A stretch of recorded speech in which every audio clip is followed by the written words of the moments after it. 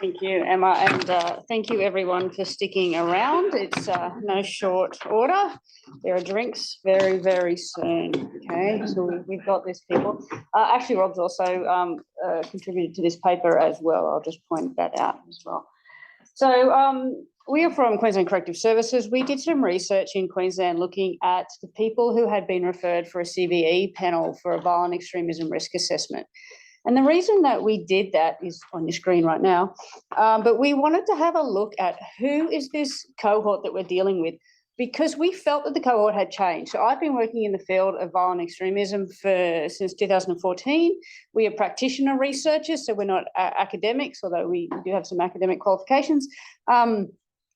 And anecdotally, it felt to me like this cohort was changing, right? And I was wondering whether the CVE frameworks that we're using are fit for purpose anymore. So we went out and had a look at the data, and we wanted to get a sense of who are these people who are being referred to a CVE panel for violent extremism risk assessment. And what we looked at was people who were under the management of Queensland Corrective Services. So there was 68% of people were actually in a custodial setting, so they were in prison, and the remainder were in community setting on some sort of community order. Okay, so we had a split of the two. And what we wanted to find out, we wanted to get some base rates.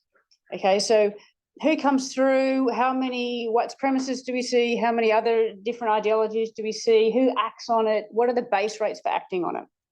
And we wanted to get those base rates so that can inform our policy, but also our resourcing, where we put our efforts when we get new stuff, and where do we train them, how do we train them, but also to help, back me when I'm in court defending a decision. If I've, rated someone as low, moderate or high, I would like some data to back me on that as well. Okay, so we wanted to have a bit of a sense of that. And what we felt was that the terrorism statistics are probably not representative, because a lot of the clients I see engage in ideologically based violence, but very, very few of them are charged with terrorism. Okay, so while they're being violent in the name of their ideology, their violence isn't such that it's meeting the bar for terrorism. Terrorism is a high bar for a criminal charge and a conviction. Okay, so we wanted to explore that a little bit more, and we've also done this in the context of, we know that there's a national framework looking at a high risk definition, which is broader than just terrorism. So we wanted to also have some data in relation to that, to help us make that decision, help us make an informed decision about who is this violent extremism cohort, right? So these are some of the research questions we had. One of the ones I haven't talked about is we wanted to also get an understanding of what is the function for these people? Why are they radicalising? And so we get that from our data. We can ask them, we know about push and pull factors, we know about the different theoretical models, but we wanted to know from our cohort, what is the function of their radicalisation? But also, what is the function of them maintaining that extremist ideology? Why do they stay embedded? Why do they hang on to that ideology over time? Okay? And then for the ones who act on their extremist beliefs, what do they hope to achieve by that? What is the function of acting on those beliefs? And then we also looked at how do they compare on two different risk screens. Okay, so our methodology, it's a bit up there. I can talk to more to that later, but I won't go much into that. We had a sample originally of 118. We used mostly data file information. We have a really rich data file basis. Okay, so we have criminal charges, context of charges, we have interviews, we have violent extremism risk assessment reports, we have risk analysis reports. We have a lot of data that we could use to answer some of the questions that we had. We also then, after we'd done our coding and we'd done some grouping and some clustering and stuff like that, then we also had scored them on radar and VESA risk screen. So just the radar risk screen tool and then the VESA risk screen tool. So what did we found? This is sort of the breakdown of ideology that were referred for a violent extremism risk assessment. Okay, so this is about over a 18 months to 2 year period. It's not all the sample, because while we have really good rich data, it takes a really long time to code. So we just haven't had time to process all the data we've got. So of the 118, you see the majority of them are white supremacists, and that's a bit of the breakdown there. We broke up the white supremacists and the extreme right-wing other, which is the XRW other, because the XRW weren't necessarily race-focused. They didn't have that concern that the white race was going to be brought out. The majority of issues for those people were about gender. Okay? So most of them, and there was heterogeneity in there as well, so there was mixed ideological stuff going on for them, often about gender and that anti-authoritarian belief system. So that's the reason that people were referred into the CVE panel. But what we found is that after they'd been referred in, and they were referred in by case managers, sometimes police, sometimes custodial correctional staff, they come to the CVE panel where a bunch of us who are trained and have been working in the field for a while would analyse the case. And what we found was that after analysis, they often, well, some of them came out with different ideological breakdowns, okay? So we found that there was a shift. And that was particularly noticeable in the Christian extremist group. And they were actually recoded as being, we have a couple of harmful cults going on in Queensland, yay. And that's not new. I've also worked with cults since 2010. Yay, Queensland. We've got a couple of harmful cults, so people were recoded into that, and also into the psychotic group. So the psychotic group, just so everyone knows, were not just people who had a psychotic illness, they were people who were absolutely floridly psychotic and needed to be taken to hospital for urgent medical treatment. So the people who had a psychotic illness but were not floridly psychotic are still included in the sample, but what we ended up doing, we took out the people who were so floridly psychotic that we couldn't understand if they had a long-standing belief system or whether it was part of their delusional thinking. Okay. So then in our final sample, we removed the harmful cult because harmful cult doesn't meet criteria for violent extremism, and I can talk more about that later if you want me to break that down. We also took out the psychotic group for the reasons I just mentioned, okay? We left in the grievance field violence group. Now, so for us, grievance field violence, there's different types of grievance field violence. The reason we left them in is because we've talked already about grievance. The Assistant Secretary Fields this morning talked about grievance-driven violence. We are suspecting that grievance-driven violence might come up in the national framework, so we left them in for that.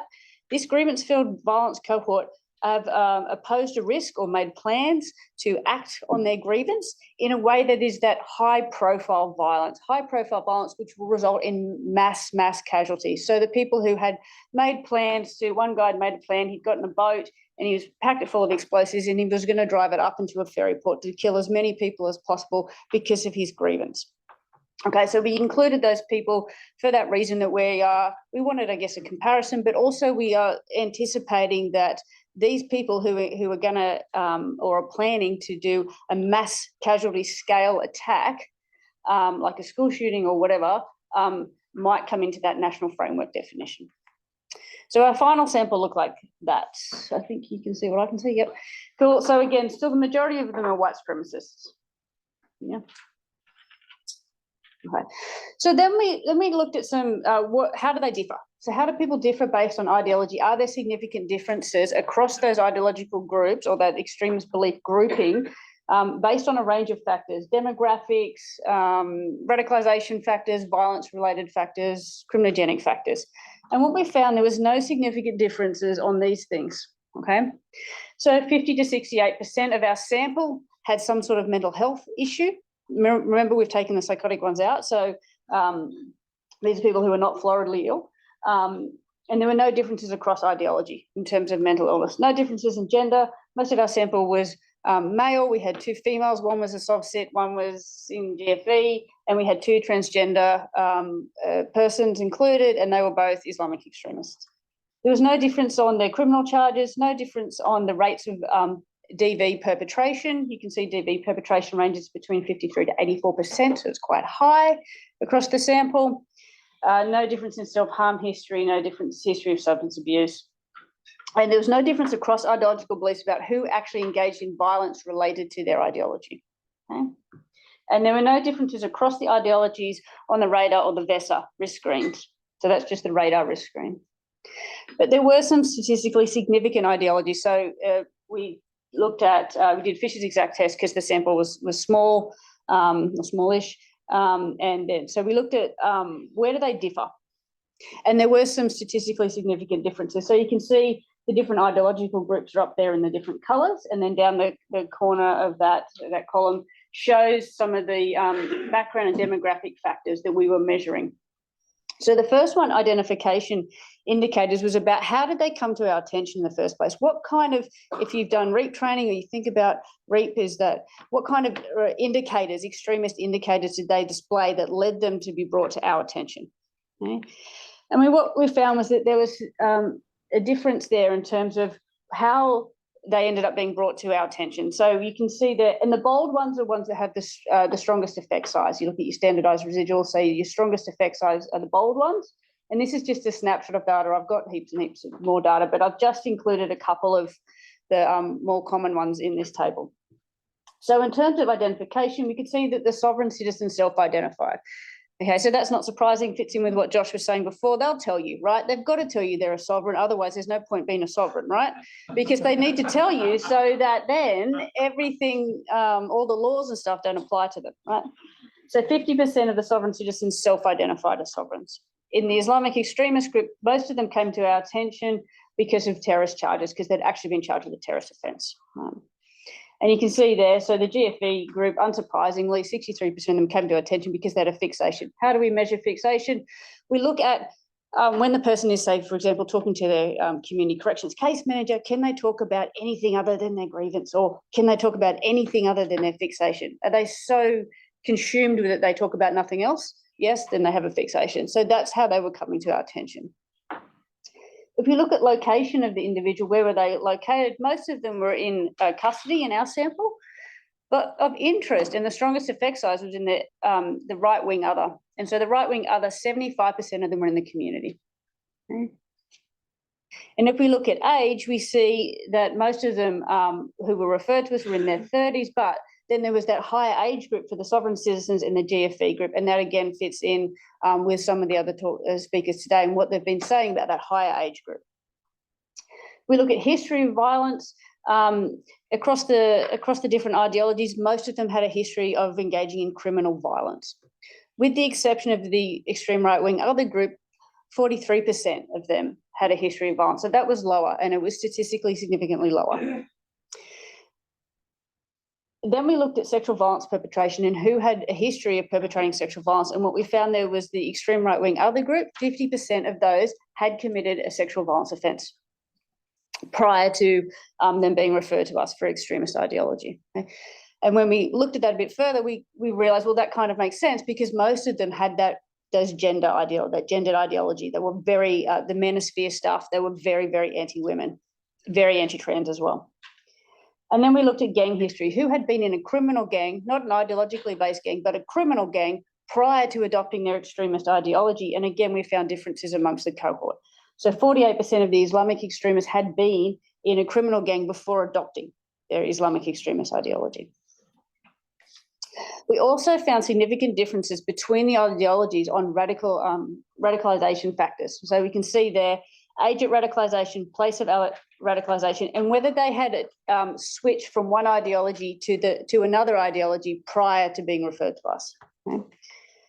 So what we found was that there were differences there as well. Okay, so again, the GFEs tended to radicalise later in life, in their 40s and 50s. Okay? Whereas the other groups, the white supremacists and Islamic extremists, most of them radicalised in their teens and 20s. Some of those radicalised in their family of origin too, so from their childhoods. And then the subsets mostly radicalised in their 30s, and same with the extreme right wing. Place of radicalisation was really interesting as well. Okay, so we found that the highest rates for the Islamic extremism of radicalisation were actually in custody. So I think about 44% of them radicalised within a prison environment. I'm going to blame Goulburn for that. Just sorry, Goulburn. I know some of them radicalised in our prisons as well.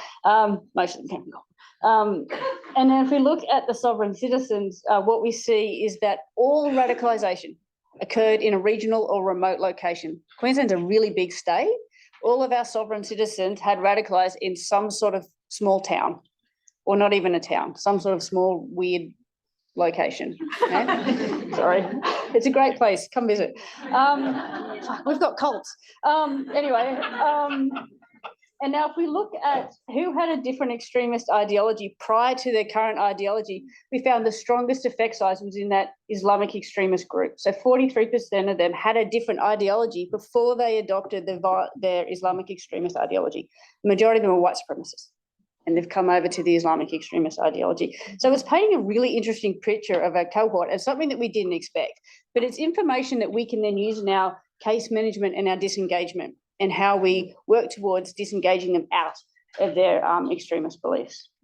we look now at the functional analysis, what we looked at, and because, you know, we've got the interview data, so we can look at when we ask them, hey, what did you like about this ideology? We can get a sense of what function did it serve for them for adopting that extremist belief system.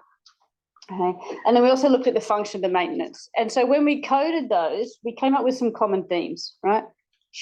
Thank you. One of those was group belonging. So they radicalized because they wanted to belong to a group. Another one was because adopting that ideology provided a way to explain their circumstances in life. Adopting the ideology for some of them provided them with existential meaning. This is the purpose of life. This is why we have humans on this earth. For some people, adopting the ideology, it just fit with all their previously held beliefs, and it provided justification for their previously held beliefs. And you can see the others there. I'm getting a hurry on, so I'm going very fast. So you can see there the function of radicalisation, with the strongest effect size being in the GFV group. So most of them adopted that extreme position of grievance because it provided them with someone to blame. Why is my life crap? Oh, it's because of this, right? And you see with the sovereigns, we talked about, you know, relative deprivation. 70% of the sovereign citizens adopted that belief system because it provided a way to explain their circumstances in life. Okay, why don't I have what I want? Oh, it's because, you know, the government's not really government, it's a corporation, and they've trademarked my name, and rah, rah, rah, rah, and that's why I can't get ahead in life. If you look at the function of the maintenance of belief, again, the strongest effect size is in the GFV group. But interesting, what we see is switch from the Islamic extremists who their function of radicalisation was mostly for group belonging and it provided existential meaning, but most of them stay in the ideological group because it provided them with status and power. And we see that because there's a hierarchy to Islamic extremist groups. We also found significant differences in how they acted on their belief system. So the strongest effect there was the Islamic extremists. 77% of them attempted to radicalise others. Okay, only 33% of the white supremacists attempted to radicalise others. And then if we look at action, how did they act on their ideological belief system? So that when we look at action, we're looking at recorded events, and we're looking at the criminal history, but we're also looking at other data that shows what they did. So incident breaches in custody, incident breaches from community corrections, and that kind of stuff. And what we found was that a large number of them engaged in violence related to their ideological belief system. So, for example, one of the guys we had was a white supremacist. He got on a train in South Brisbane, and he walked down the train and he spat on, slapped, verbally abused anyone who was a person of colour or who looked Muslim. He walked down the train, did all of that, got off the train at the next stop, and he was charged with a fray. So a fray and public nuisance and common assault. So again, people who necessarily engage in, you know, some dodgy behaviour don't get charged. Their charge isn't commensurate. What was interesting was the high rates of stalking. So stalking had the strongest effect size in the extreme right-wing other group. And we also found stalking in the sovereign cits and the GFB group. So we weren't expecting that. And this shows that our cohort is complex. They don't have one forensic behaviour of concern. They're not just violent. They're engaging in a range of behaviours that are causing harm to other people.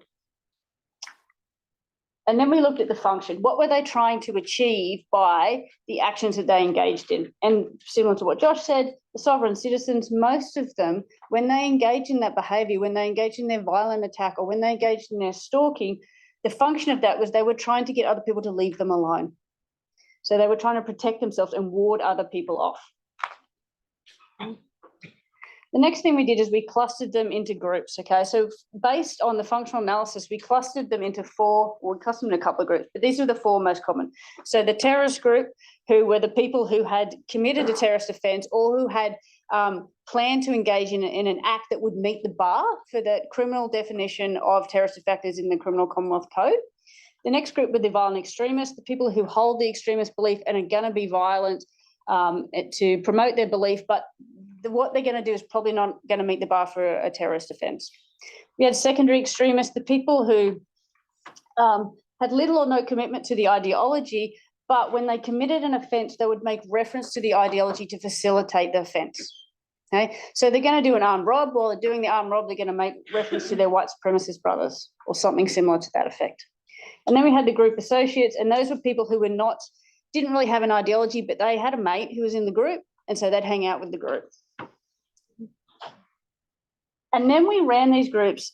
We compared these groups on their risk screens, and what we found, which is of interest, so the VESA and the radar, what we found was that the terrorists and the VE group had higher scores of the radar and the VESA. Now, I've converted radar and VESA scores to percentages to compare them.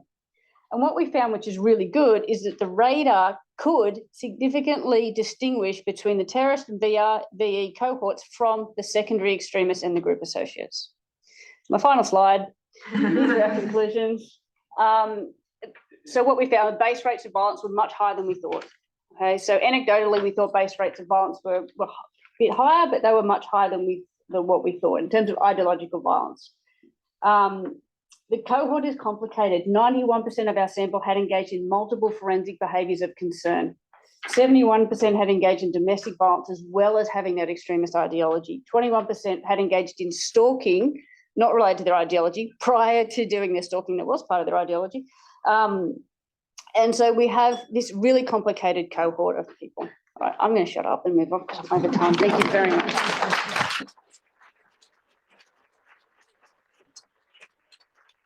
Thank you, Melanie. I really strongly disliked, thank you, timekeeping that because I wanted to keep listening. It was really valuable research.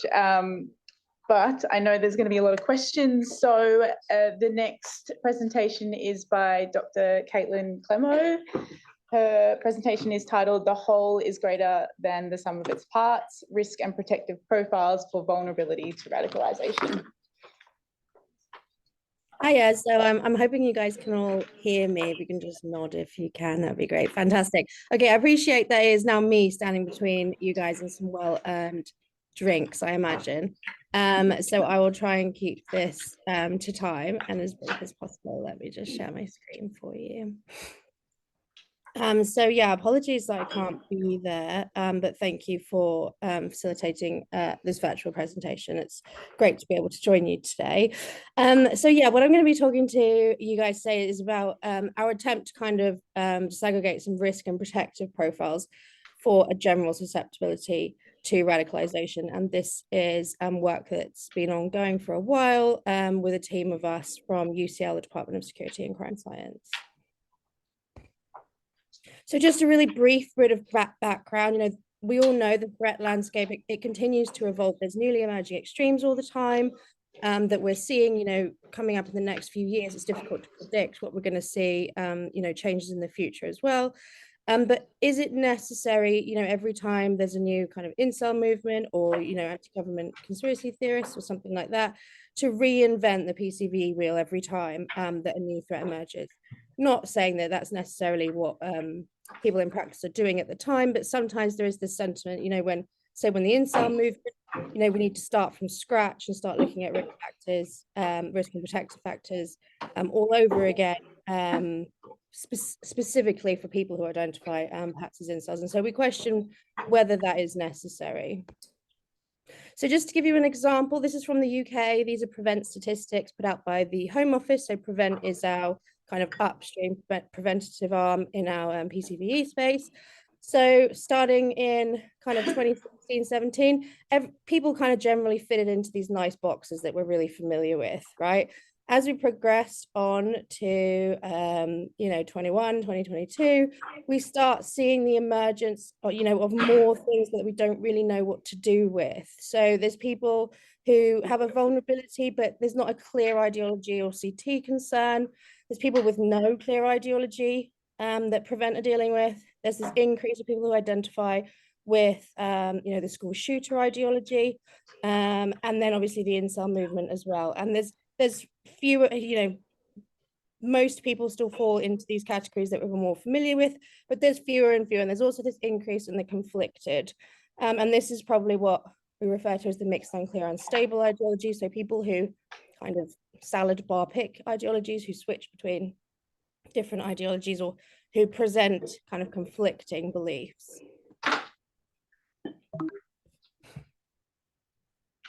So while we certainly don't argue that there aren't nuances in understanding these newly emerging threats, absolutely it is necessary to understand how these threats affect PCVE. There might be predictable patterns of observable things, so tangible things that we can measure that underpin a general susceptibility that drives a lot of these things. And this is what we've seen in research that we've done before, you know, when a few years ago, when we tried to pull apart kind of lone act terrorists and kind of mass shooters, yeah, we did find some kind of key differences, like significant differences at the periphery. But generally there's this really big shared space in the middle where these types of offenders overlap massively in terms of a general susceptibility. And so it's these general susceptibility profiles that we're looking at trying to establish in different cohorts, so people who present different gradations of risk. And one argument is that it might be, you know, we might be more resilient to the evolving threat landscape if we organize around these profiles rather than, you know, single risk factors. You know, it's difficult when you're relying on the absence or presence of, you know, single things which are susceptible to changes in the threat landscape. You know, they might be relevant, you know, now, and then in a couple of years' time, they're not particularly relevant. But if you organize around these general profiles, you might be more susceptible to changes that we're seeing. So what we wanted to do was we wanted to see if we could identify patterns in these observable indicators. So we use observable indicators because we think that's key to practice. So things that you can kind of touch, feel, see, rather than the more kind of complex theoretical constructs that people have worked with before. Then we wanted to see if we can identify these profiles, how they relate to susceptibility to radicalization. So we're working in kind of a really upstream space. So people who haven't done anything yet. And this would be a general population sample, but people who demonstrate some kind of radical intention. And then how those profiles relate to each other. So not just looking at kind of static profiles and saying, you know, applying these as some sort of categorical typology. What we're trying to do is trying to see when there's the co-occurrence, the interaction, or the kind of the accumulation of different profiles across the kind of radicalization trajectory, how that changes the effects and how that relates to susceptibility to radicalization. So we surveyed 1,500 people. So for this study, we did use a general population sample in the UK. We have done this with what we call tax offenders, so people who've been convicted of a terrorist offence in the UK. And we've done this with different cohorts across US populations. And we're also at the moment looking to replicate this in a population that have about 4,000 people who've been referred to PREVENT and Channel, the preventative arm of the UK's contest strategy.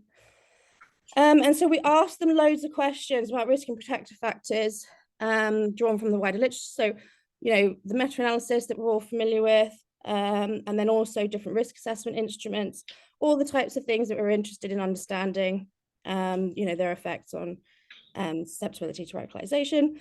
And then we used a proxy measure for what we call susceptibility to radicalization. And this has already been talked about today. It's the radical intention scale. It's a 4-item scale where people self-report their intentions to engage in radical or violent extremist activity. So our analytical plan, the first thing we did was we wanted to see, can we actually detect these profiles? So what we used was we used latent class analysis to try and disaggregate different subgroups, so unmeasured subgroups. And so this isn't researchers looking for groups. This is kind of a data-driven strategy where you look at what's naturally occurring in the population. And we did that across the radicalization trajectory. So there's loads of theories about how people radicalize. Generally, what they have in common is that it's some sort of individual level propensity, individual level susceptibility that reacts with, you know, the situation you're in now. So what a lot of people call, you know, your shit life that's happening now, and then exposure. So how you become exposed to a radical narrative. So whether that is, you know, right-wing, Islamist inspired, you know, conspiracy narratives we're seeing now, or violent misogyny. So that's what we call propensity, situation, and exposure. So we look to detect different profiles across those three. Then we wanted to look at how those profiles relate to susceptibility to radicalization. And to do that, we just calculated some simple effect sizes. And then lastly, we looked at how those profiles interact. So I think most people agree now that, you know, radicalization, susceptibility to violent extremism the outcome of a really complicated process of interactions between propensity, situation, and exposure. So we wanted to look at how the different kind of risky profiles or even risk and protective profiles across those three interact to change the effects. And I think that's really important and something I'll speak about more at the end. So this might be really tiny for you, but don't worry, you don't need to, I'm not expecting you to be able to read all of these. If anyone's particularly interested, I can send these to you, but these are just the indicators that we put into the model. But what we found were 4 different groups. So the first group that we found, we labeled it high propensity. So they just demonstrated really high frequencies of all of the things that we kind of know relate to a propensity or a susceptibility to radicalization. So this includes your criminogenic risk factors, so previous offending, non-violent and violent offending, your substance abuse, and then your low self-control, and then also experiences of trauma and mental health, so diagnosed mental illness, psychological distress, deliberate self-harm, and things like that.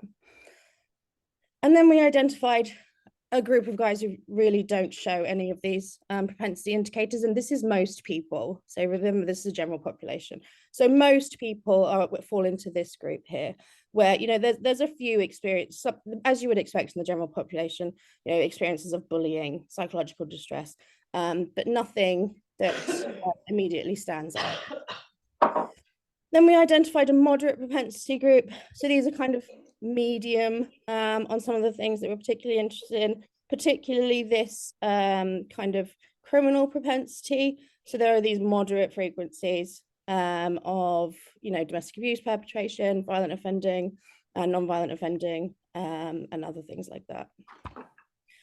And then a cognitive susceptibility profile. So these guys don't really demonstrate that criminal, substance abuse, that kind of trifecta that we see in general violence perpetration, but they're more experiences of trauma, symptoms of trauma, and kind of mental health difficulties, psychological distress.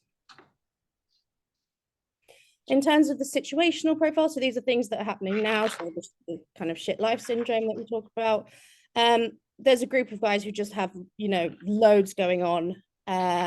They've got problems with their personal relationships, they've lost their jobs, they're doing badly at school or at work, and they've got financial problems, and they're kind of victims of prejudice or discrimination.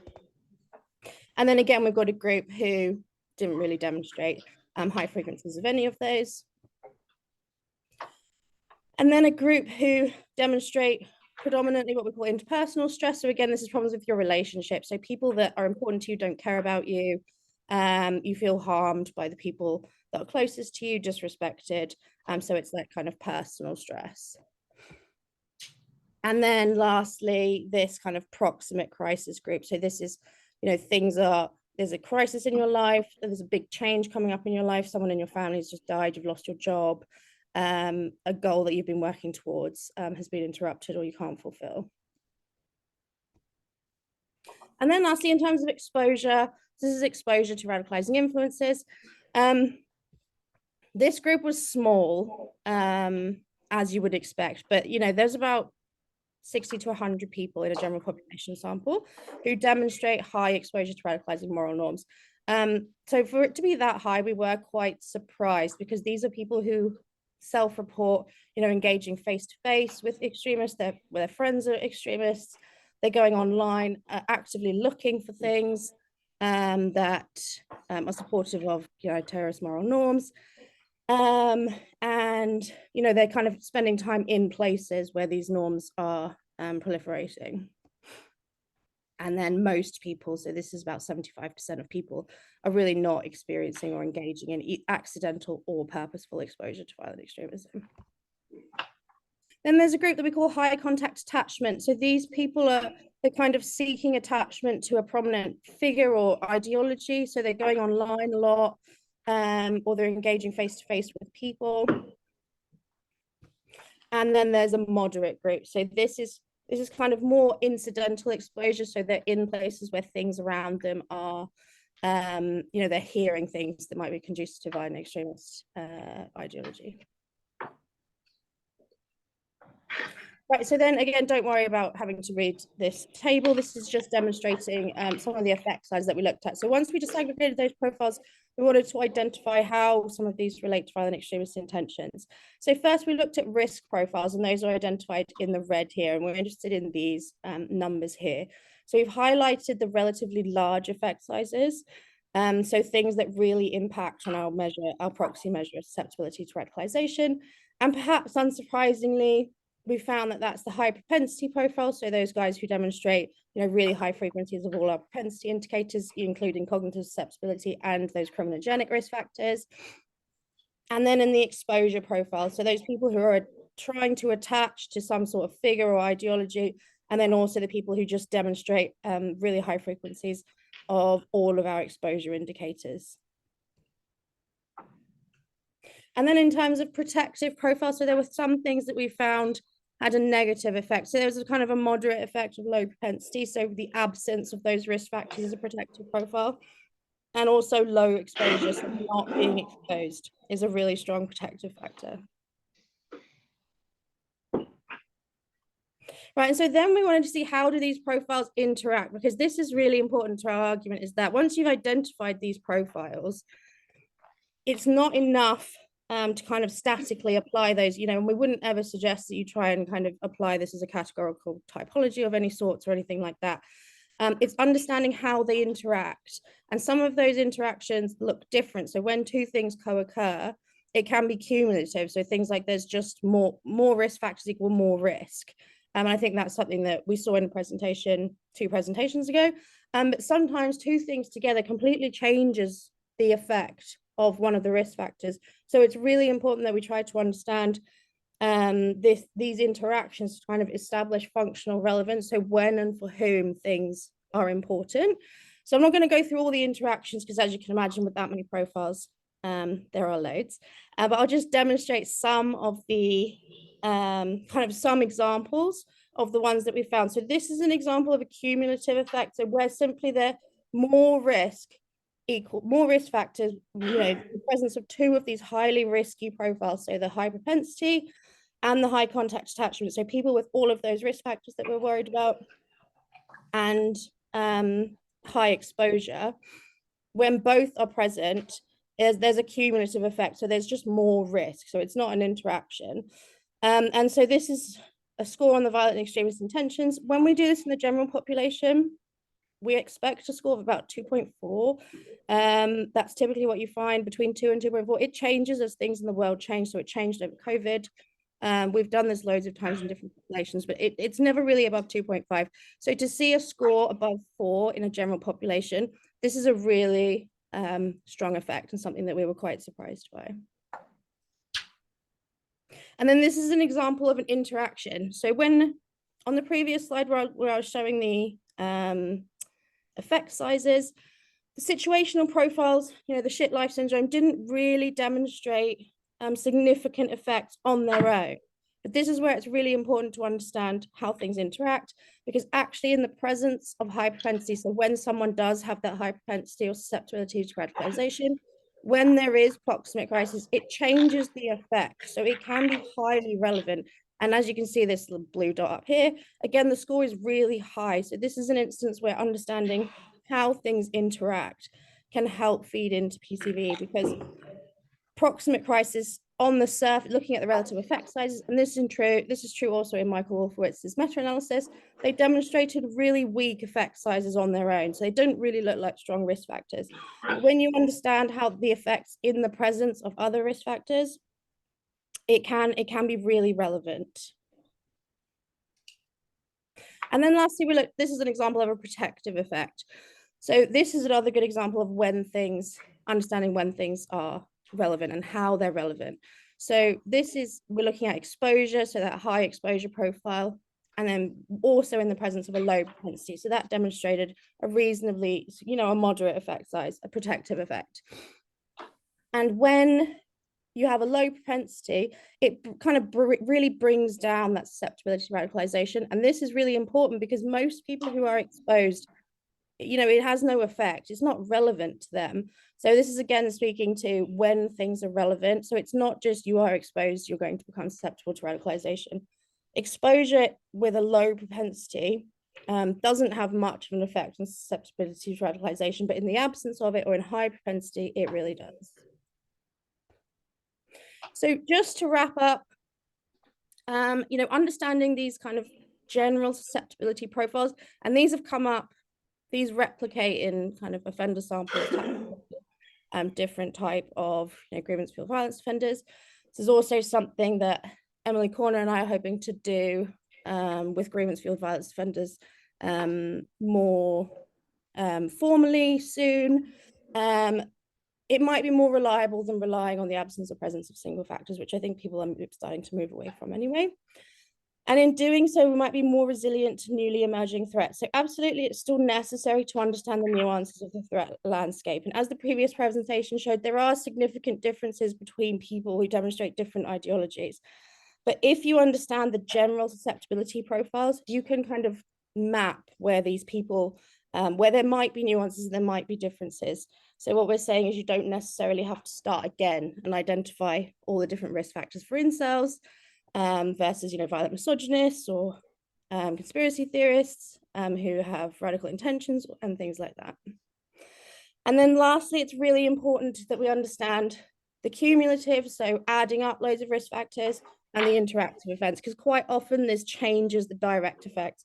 So it's not enough just to establish X is a risk factor or X is a protective factor. It's understanding how they interact and how that might change the effect, because they do change, and we see that quite often.